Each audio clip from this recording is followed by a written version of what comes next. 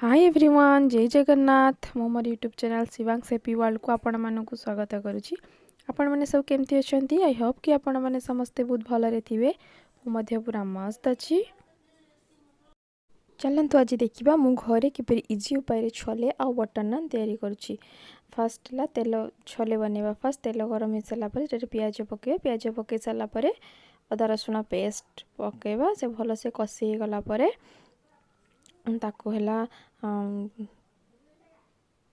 धनिया powder and Kashmir chilli powder पकईकी भल भाव कषिबा।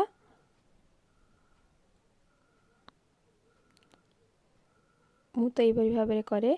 आपण मैंने सब केमती करती प्लीज कमेंट माध्यम जानवे। हलदी पकईली देन मु अल्प चिली सॉस पकईची।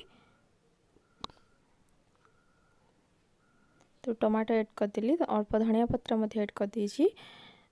तापर लूण पकईची। तापर ताको भल भाव में कषिगला पर्यंत ताको छाड़िबा। देख पार्थिबे कलर केमती आछि।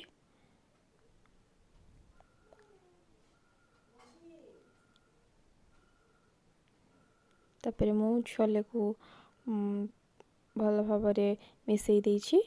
ताको फुटिया को छाड़ीदेवा। देखि पार्थिबे केमती दिसुची। पूरा इजी उपाय रे। एबे चलन देखिबा बटर नान। फर्स्ट हेटरे मैदा नहीं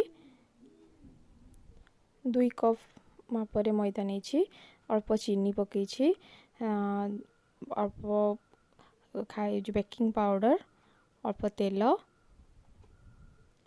दही 2 चामच एंड अमूल है गोटे चामच पकईकी ताकू भल भाव में खास्ता पकईकी ताकू चकुटा ହେଇछि।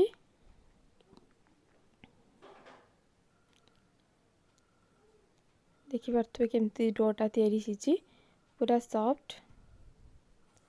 देन ताको मु गोला करिकी सेटरे कला जीरा अल्प धनिया पत्र रखिछि।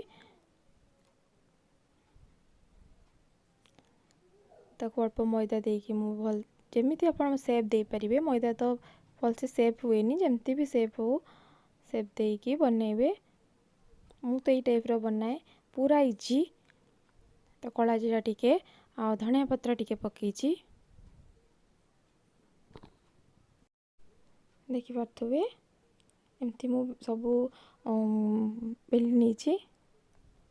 देन तावा गरम करिकी सेटा अल्प पानी देकी जो मैदा ये सेटा को मु भल भाव में पकई दीची। हल्का हल्का ऊपर फुली आसिले ताको एमती तावा को उल्टाई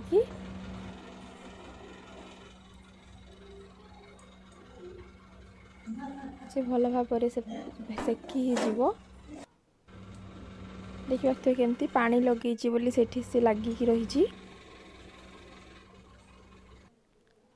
पूरा इजी एंड खाइबा ପାଇଁ कि बहुत टेस्टी। तापरे मु सेटारे बटर लगई दीची।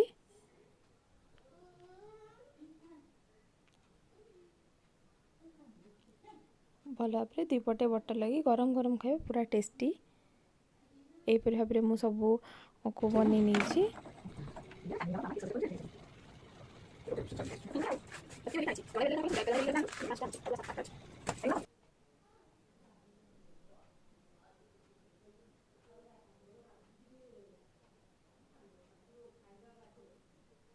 आपण मानक जदि मो वीडियो भल लागुथो please like share and subscribe करेंगे।